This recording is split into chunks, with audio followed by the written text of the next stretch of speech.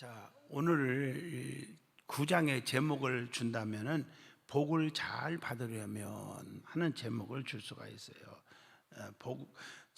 어떻게 해야 하나? 복을 잘 받으려면 오늘 이 지금 읽어준 말씀 가운데 보면 창세기에서 천지 창조 은혜 받았죠?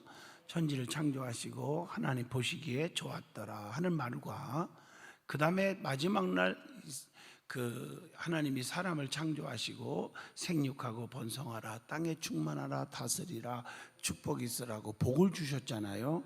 그 말씀이 오늘 여기 9장의 7절에 다시 한번 홍수로 다 심판하고 그리고 나서 노아의 가족에게 주신 축복의 메시지거든요. 아멘. 자, 하나님께서는 홍수 심판 이후에 다 파괴되었던 자연 질서를 어떻게 합니까? 다시 회복시켰습니다. 우리 하나님은 회복해 주시는 하나님. 맞죠? 탕자가 아버지 품으로 돌아왔을 때 회복의 은혜를 주신 얘기. 회복이라는 단어를 쓸 곳이 성경에 참 많아요. 그걸 하나님의 사랑이다 이렇게 말하죠. 그리고 노아를 통해서 인류가 번성할 수 있도록 복을 허락하셨다는 겁니다. 따라서 노아가 받았던 복을 우리도 받을 수 있다는 거죠. 자, 그래서 복을 잘 받으려면 어떻게 해야 되느냐 하는 질문을 던지면서 자, 첫째 1절로 7절입니다. 본문 9장 생명을 귀하게 여겨야 한다 하는 교훈입니다. 자, 어떻게 복을 받아야 되느냐? 비결입니다. 생명을 귀하게 여겨라. 할렐루야. 신명기 28장의 말씀도 거기에 복 받는 비결이 있죠. 거기는 간단하게 하나님 말씀을 삼가 듣고 짙게 행하고 말씀대로 순종하면 이 모든 복이 내게 임하리니 이렇게 해서 성읍에서도 복, 들에서도 복, 우양이 새끼 복 쭉 나오면서 나가도 복, 들어와도 복 이렇게 쭉 나가잖아요. 자, 근데 오늘 이 창세기 9장에서의 노아에게 그 복을 주셨는데 그 얘기는 먼저 하나님께서는 노아와 그의 아들들에게 제일 중요한 겁니다. 그와 그의 아들들에게까지 복을 주셨다는 거. 그게 1절에 좀 구체적이죠. 그러면서 생육하고 번성하라고 그랬어요. 그리고 모든 생물을 지배하며 다스리시는 주인공으로 세우셨어요. 우리가 진짜 하나님 은혜 속에 축복 속에 사는 사람은요, 지배를 받는 자가 아니라 지배하는 자, 다스림을 받는 자가 아니라 다스리는 자, 꽁지가 아니라 엄지가 되고. 아멘 좀 하셔요. 이게 복인 거예요. 그리고 나서 오늘 본문 3절에 보면 인간에게 육식을 할 수 있도록 여기서 비로소 허락하는 거예요. 보세요. 3절 보면 모든 산 동물은 너희의 먹을 것이 될지라 채소같이 내가 이것을 다 너희에게 주노라. 기독교 말고 다른 종교 아시죠? 여기서 종교 얘기하면 또 차별해 또 그러니까 얘기 안 하지만 고기 안 먹잖아요. 왜냐? 윤회선을 믿으니까. 맞잖아요. 사람이 죽으면 선하게 살다 죽으면 어디로 간다? 짐승으로 태어난다. 그래서 짐승은 자기 조상일 수도 있는 거예요. 그래서 고기를 안 먹는 거예요. 근데 오늘 여기 성경에 보면 모든 짐승은 우리가 지배하고 다스리는 족속들이고 그걸 가지고 우리가 육식을 할 수 있게 해줬단 말이에요. 채식도 먹게 해줬다는 거예요. 그러니까 이걸 근거로 또 해서 사도 바울도요, 나중에 이건 먹지 말라 이런 율법적으로 흘러갈 때 바울이 은혜로 믿음으로 먹으면 다 가하다. 아멘 하시죠? 그렇게 말하고 있는 거 아니겠습니까? 자, 하지만 하나님께서는요, 노아에게 복을 주시면서 꼭 항상 성경에 보면 그냥 주는 것이 없잖아요. 두 가지 명령을 주셨어요. 두 가지 명령. 몇 가지? 두 가지. 그게 첫째가 뭐냐면 5절입니다. 짐승의 고기를 먹되 피채 먹지를 말고. 다 6절에 보여 사람의 피를 흘리지 말며. 무슨 뜻인지 알죠? 만약에 피를 흘리게 되면 하나님께서 반드시 생명의 피를 찾으시겠다라고 경고를 하셨습니다. 자, 육체의 생명은 어디에 있다? 피에 있다. 레위기 17장 11절에서 이미 은혜 받았죠. 거기 보면 레위기에 보면 그런 말씀이 육체의 생명은 피에 있음이니라 이렇게 기록되어 있잖아요. 그래서 하나님께서는 생명 있는 존재를 가장 중요한 포인트는 존재를 귀히 여기신다 그런 뜻입니다. 그래서 우리가 율법적으로만 해석하면 안 됩니다. 생명이 피에 있다. 그리고 우리가 너무 율법주의가 되면 큰일 나는 게 우리가 이미 은혜 받은 어제 엊그제도 받은 말씀이지만 가인과 아벨의 제사 은혜 받았죠. 거기서도 그 얘기하니까 우리는 짐승의 제물만 드려야지 하나님 앞에 우리가 곡식으로는 드릴 수 없다. 그렇게 해석을 내리면 큰일 납니다. 그 당시에 영적인 의미를 받아야 되는 거죠. 숫자대로 율법적으로 흘러서는 안 돼. 이렇게 흐르니까 안식일이 생기고 여호와의 증인이 생기고 막 이러는 거예요. 왜 아멘 안 하셔? 제가 주는 교훈을 잘 들으셔야 돼요. 특히 사람의 생명을 귀히 여기시는 데 있다는 거예요. 피 얘기는. 또 아벨의 제사도 피의 제사라 그런 뜻이에요. 생명의 제사를 드렸다 이런 게 포인트입니다. 팩트고 그 이유는 사람의 생명이 어떻게 지음받았어요? 하나님의 형상대로 지음을 받았다는 얘기입니다. 그런데 오늘날 어떻냐는 말이에요. 자, 오늘날은 사람의 생명에 대한 존엄성이 아주 땅에 그냥 바닥치잖아. 떨어져 버렸습니다. 그렇기 때문에 인권을 유인하고 사람을 함부로 죽이고 이런 일들이 생기지 않습니까? 이것은 인간이 하나님의 형상대로 지음받았다는 것을 모르기 때문에 생겨진 빚어진 비극적인 일들이 아닌가라고 생각을 해봅니다. 자, 그러면 우리는 영적으로 질문을 던져볼 수가 있습니다. 자, 우리는 사람들을 대할 때 어떻게 대합니까? 하는 질문이고요. 모든 사람이 하나님의 형상대로 지음받은 자임을 믿고 있는지 하는 질문을 던져봅니다. 가슴속에 한번 질문을 받아보세요. 우리의 수하에 있는 사람들을 또 우리의 주변에 있는 사람들을 집갈거나 무시하거나 비인격적으로 대하고 있지는 않은지 하는 질문을 던져보고 다른 사람의 허물을 잘 드러내는 자인지 아니면 덮어주려고 애쓰는 사람의 속해 있는지를 한번 점검해봐라. 아멘 좀 해보죠. 남의 약점이나 실수를 타인에게 전하기보다는 조용히 처리하는 것이 좋은 것이 아닌가 하는 생각을 이 말씀 속에서 줍니다. 자, 두 번째입니다. 두 번째, 복을 잘 받으려면 어떻게 하느냐. 8절로 17절까지 내용입니다. 거기에 보면 그 8절로 17절까지 보면은 그 내용의 주제가 뭐냐? 하나님의 언약을 기억해야 한다 하는 얘기입니다. 뭘 기억해요? 하나님의 언약을 기억하라. 하나님께서는 노아와 세 아들들에게 어떻게 했어요? 8절로 12절에 홍수 심판을 다시는 하지 않겠다는 약속을 언약을 주십니다.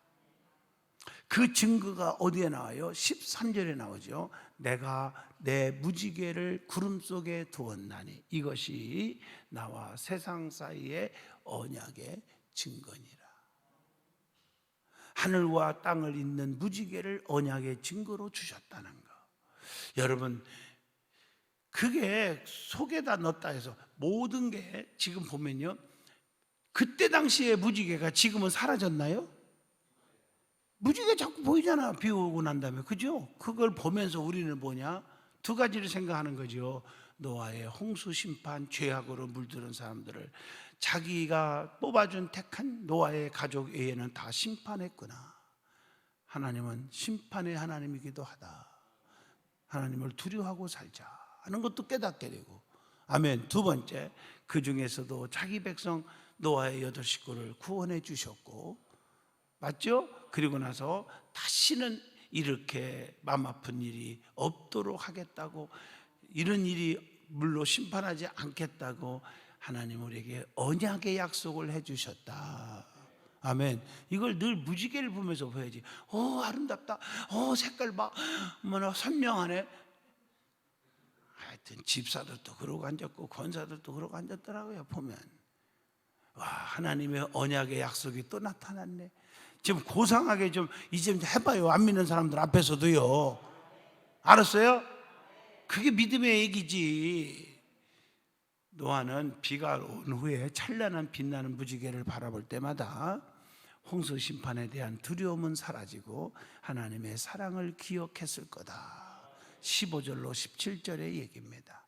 자, 마찬가지로 우리가 그 신약 시대에 하나님께서는 예수 그리스도의 그 보혈, 그 피로 영원한 언약을 세우신 거예요. 자, 보세요. 마가복음 14장 24절에 보면요, 거기에 보면 이런 말씀이 있죠. 이것은 많은 사람을 위하여 흘리는 나의 피, 곧 언약의 피니라. 이해가 되셨나요? 그래서 누구든지 이 언약을 받는 자는, 즉 예수 그리스도를, 그 피를 믿고 예수님을 영접한 자는, 그 말이죠, 심판을 면하고 영생을 얻게 된다. 그 요한복음 3장 16절이잖아요. 하나님이 세상을 이처럼 사랑하사 독생자를 주셨으니 이는 저를 믿는 자마다 멸망하지 않고 영생을 얻게 하려 하심이라. 맞습니다.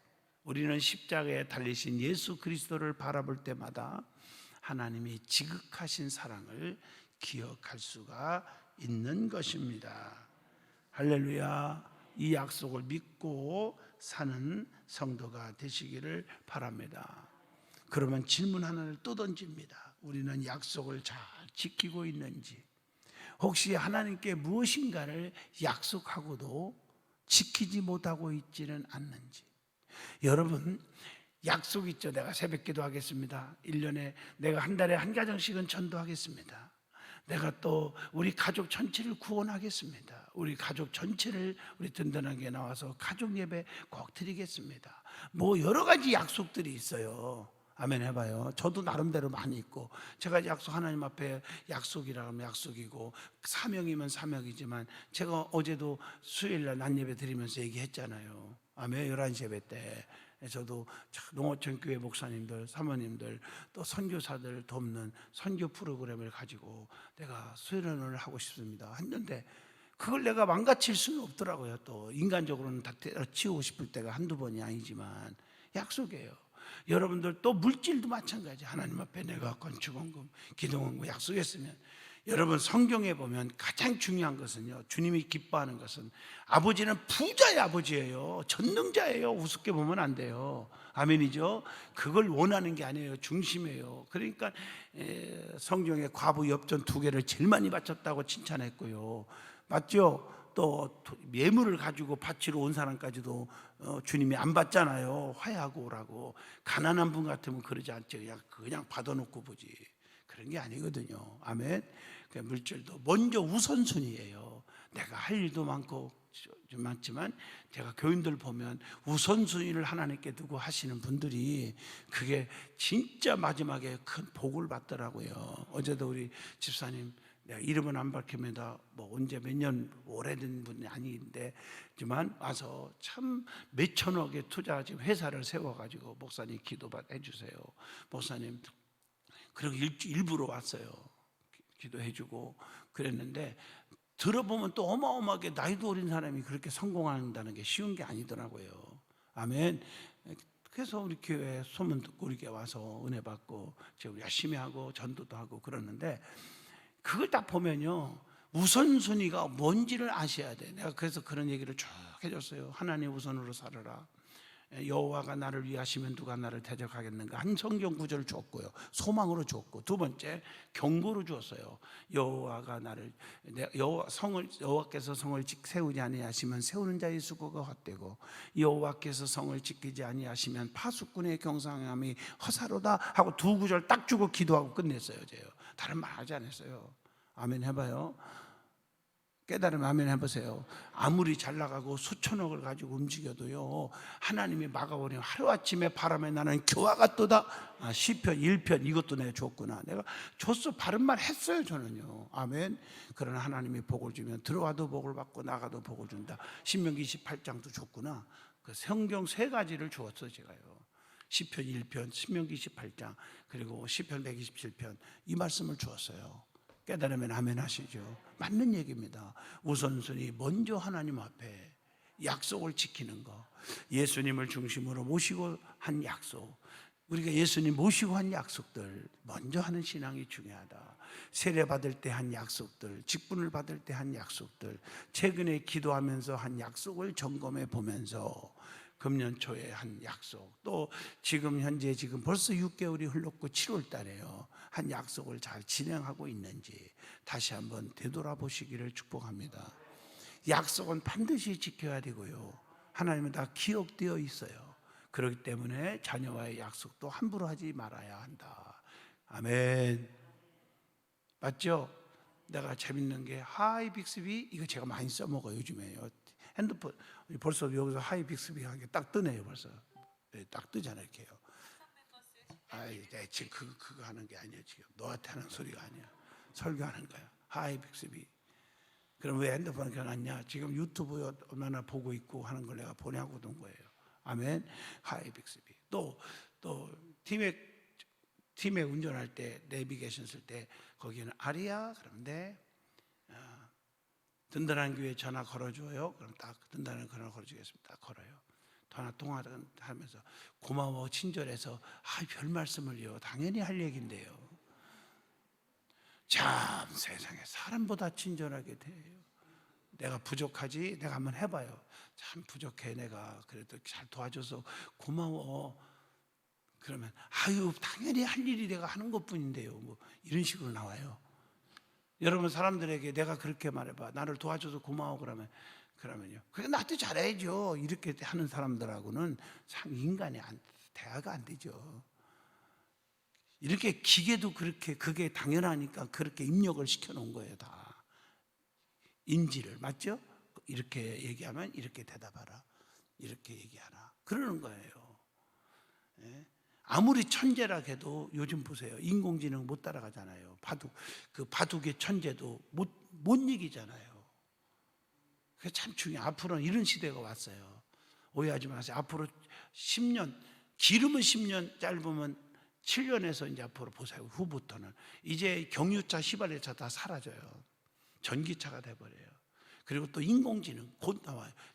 헤슬린가 강림 장로님, 미국 자동차가 뭐지 요즘 날아가는 게? 헤슬로인가 맞죠? 예? 헤슬로 그래요. 그게 엊그제도 신문에 났더라고요. 굉장히 떠요. 미국이 아주 그냥 지금도 부자지만 대부자가 생겨요. 자동차가요. 그게요 인공지능이죠. 이번에 새로 나왔대요. 차가 또 하나. 그런데 그게 세상 이제 앞으로는요 그냥 피곤하면 잠만 자도 딱 해놓으면 지가 알아서 부산도 운전해서 갖다 주고 뭐 운전 기사도 필요 없어 이제는. 이야 세상에 어쩌 그렇게 좋은 세상이 오냐? 인공지능으로 다 하는 거예요. 모든 걸 전부 다 입력을 해놨기 때문에 나무 가장이 하나에도 걸려도 다 감지해갖고 얘기해주고 이런 세대가 지금 온 거예요. 우리가 어떻게 할까? 인간의 머리 갖고 인간의 생각 갖고 뭐 성공하려고 하는 시대는 끝났어요. 이제 정보를 알아야 정보화 시대가 됐고요. 맞죠? 재빠르게 발맞춰서 나가는 시대가 됐어요. 아멘. 아주 중요해요. 그걸 여러분들이 아셔야 돼요. 여러분 뭐 식당을 하고 미용실을 하고 뭐 여러분 뭐 회사를 하고 뭐 하는 거 다 이제는요. 유튜브도 이제 유튜브 시대도 이제 좀 흘러가요. 이제는요. 더 중요한 프로그램이 이제 막 개발돼서요. 그런 걸로 인터넷 띄워놔야 막 잘 됩니다. 엄청나게 몰려옵니다. 어떤 데는 변두리 그런 변두리인데도 막 카페인데 사람들이 몇 터지게 몰려오는데 가서 보니까 뭐 별로 뭐 음식도 우리 교인들 집보다도 훨씬 맛없어요 진짜. 아멘 해봐요. 그런데도 몇 터지는 거 보면 그게 기술적인 거예요. 그런 시대가 지금은 오고 있다는 겁니다. 아멘 하시죠? 제가 하고 싶은 팩트는 사업이 아니고요. 인간의 꼼수 부리지 마라. 그 뜻이에요 제 말은. 맞죠? 예, 그런다고 되는 시대가 아니다. 그런 얘기를 들려주고 싶은 겁니다. 자, 마지막 세 번째입니다. 18절로 19절입니다. 자, 받은 바 은혜를 절대로 잊어서는 안 된다. 그런 교훈을 주고 있어요. 노아는 시련의 날에 홀로 믿음의 중심을 지키면서 당대 완전한 자로 살았습니다. 그러나 구원의 은혜를 받은 노아는 자, 인간이잖아요. 그래서 술에 취함으로 후손들에게 엄청난 누를 끼치게 되었어요. 사람은 완전한 자가 없는 것 같아요. 당대의 의인이었더라 했는데도 불구하고 이런 실수를 한 거예요. 모아가 포도 농사를 지었는데 포도주를 만들어 먹고 취하여 벌거벗고 누워 있었기 때문이다. 나는 딱 여기서 느끼는 게요, 야, 노아가 그 포도주 때문에 취해서 놓았다, 이렇게만 영적인 교훈이 오는 게 아니라 지금 딱 오는 게 뭐냐면, 자, 노아가 그 포도주가 어떤 포도주요? 자기가 농사진 포도주잖아, 맞죠? 아멘 좀 해봐요. 어디서 사와서 먹은 게 아니에요. 다시 말하면 내가 가지고 있는 지식과 명예와 권세와 물질, 사업의 사업장, 이런 걸로 인해서 사람이 교만해지기도 하고 실수도 나오고 하나님과 멀어지기도 하고 그 죄를 짓기도 하고 하지 않냐 하는 생각이 딱 들어오는 거예요. 노아가 자기가 농사진 포도나무에서 포도주를 먹고 그랬단 말이에요.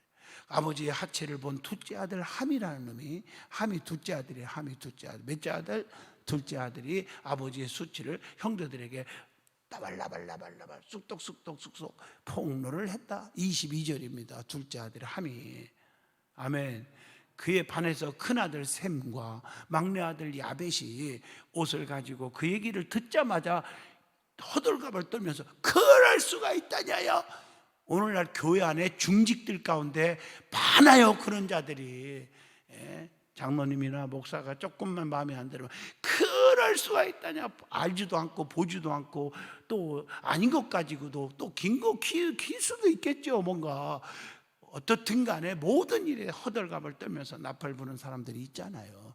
그런데 셈과 야벳은요, 그 얘기 듣고 성경에 보세요. 감정 혈기 부리고 승질내고 소리 질렀단 말이 하나도 없어요. 옷을 가지고, 옷부터 찾아요. 옷을 가지고 그 하체를 보지도 않고 뒷걸음질해서 허물을 보지도 않고 보려고도 안 했고 궁금해하지도 않았고, 아버지도 그럴 수 있지 않냐, 아멘 해봐요. 그러면서 아버지의 하체를 덮어주었다고 하는 게 23절의 말씀입니다. 우리가 이러한 셈과 야벳과 같은 그런 인격적인 신앙을 과연 우리가 갖고 있는지, 저부터도 힘들거든요. 뭐 신문에 나면 누가 어떻게 됐다, 누가 무슨 죄를 졌다 하면요, 나도 모르는 새 저 자식 봐, 저랬네, 이럴 때가 아버지, 인간은 그럴 수 있죠 하고 아버지 저를 용서해 주라고 그렇게 기도하고 있어요. 사람은요 그럴 수 있는데 그걸 고치는 게 인간이에요. 아멘 하시죠? 노아는 술이 깨어 이 사실을 알고 난 후에 아버지인 자신의 수치를 폭로한 함에게는 형제들의 종이 될 것이라고 저주하고 옷을 취하여 아버지의 하체를 덮어준 셈과 야벳은 축복해 줬다는 겁니다. 그러니까 하나님은 누구를 축복할까요? 제일 먼저 발견하고 나서 그냥 그 죄값을 치르라고 하고 막 창피 주고 이런 자를 축복하나요? 덮어주는 자식을 축복했다. 받은 복을 온전히 감당하기란 쉽지 않지 않습니까? 깨달으면 아멘해요. 그래서 하나님께서 주신 것을 선하게 사용하지 못하거나 절제하지 못하여 망하는 자가 참으로 많습니다. 노아는 술에 취하여 많은 실수를 범했죠. 이걸 아셔야 돼요. 여러분, 저는 꼭 부탁합니다. 술에 취하면 정상적인 행동을 하기가 어렵습니다. 그래서 에베소서 5장 18절 술 취하지 말라, 이는 방탕한 것이니 오직 성령으로 충만함을 받으라. 오늘 새벽에 오신 여러분, 가능이라고 내가 말할게요. 시험 들까 봐. 가능한 한 여러분 맥주 한 잔에도 좀 입에다 안 되는 결단을 좀 했으면 좋겠다. 믿는 사람들은요 술을 건드리면 안 돼요. 아멘 좀 해요. 술은 왜 먹어요? 취하라고 먹는 거예요. 목적이요. 사실은 많이 취하든 적게 취하든 그렇잖아요. 취하라고 알코올이 들어가 있는 거고, 근데 성경에 취하지 말라고 했지 않습니까? 반면에 그리스도인들은 성령이 충만하지 않으면 성령의 세술에 취해야 돼요. 그렇지 않으면 주의 뜻을 이해하지 못하게 된다 하는 것을 얘기하면서, 자, 우리는 여기서 질문 하나 던집니다. 마지막, 우리는 받은 바 은혜를 함부로 사용하고 있지는 않는지라는 질문을 던져보면서 마치는데, 자, 주는 교훈이 너무 많았죠, 그죠? 너무 크죠. 오늘 이 말씀 속에서 할 얘기 너무 많지만 절제하고 말았습니다.